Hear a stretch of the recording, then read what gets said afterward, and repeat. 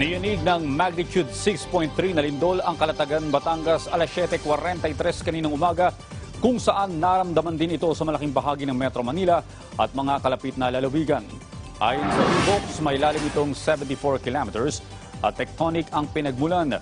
Ang pagyanig ay naramdaman sa iba't ibang parte ng Metro Manila, Cavite, Rizal at Bulacan.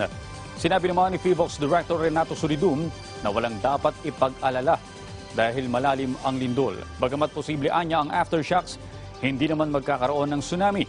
Maging dito sa studio ng PTV sa lungsod ng Quezon, ay naramdaman din ang malakas na lindol habang sumasahimpapawid ang PTV Morning Show na Rise and Shine Pilipinas. Narito ang video ng aming kasamang si Alan Francisco habang nagaganap ang lindol.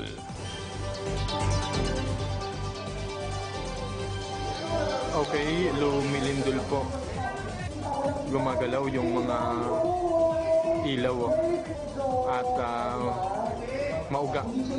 Naramdaman namin dito sa studio yung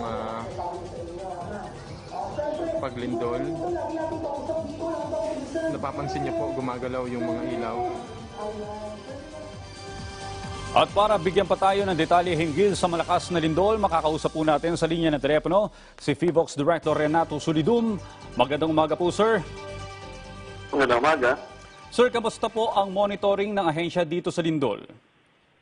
Ito pong lindol kanina na may magnitude 6.3, ay yung latest update natin ay may lalim itong 102 kilometers. Ang epicentro ay siyempre reference sa Kalatagan, Batangas, pero dahil malalim yung lindol at malakas in terms of magnitude, ay marami po ang mga nakaramdam dito po sa may Calabarzon, Mimaropa, Metro Manila, ganun din sa Central Luzon, at umabot din sa Region 1. Ang lindol ay naramdaman sa pinakamataas na intensity 4 sa ilang bahagi ng Batangas tulad ng Lemery at Malvar, ganun din sa San Pedro, Laguna, dito sa NCR, Manila, Marikina, Quezon City, Pasig at Las Piñas, sa Bacoor, Tagaytay at Carmona, Cavite, sa Plaridel, Calumpit, San Ildefonso at San Rafael, Malolos, Bulacan, Guagua, Pampanga, Puerto Galera, Oriental, Mindoro.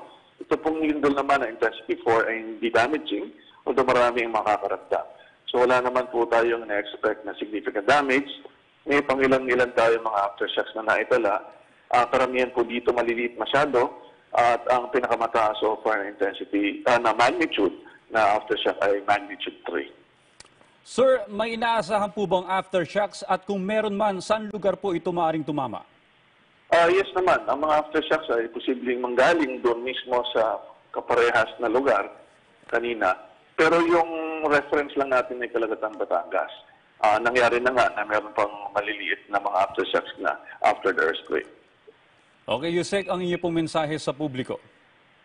Ang isa pong paglindol ay posibleng malakas at biglaan po nangyayari ito.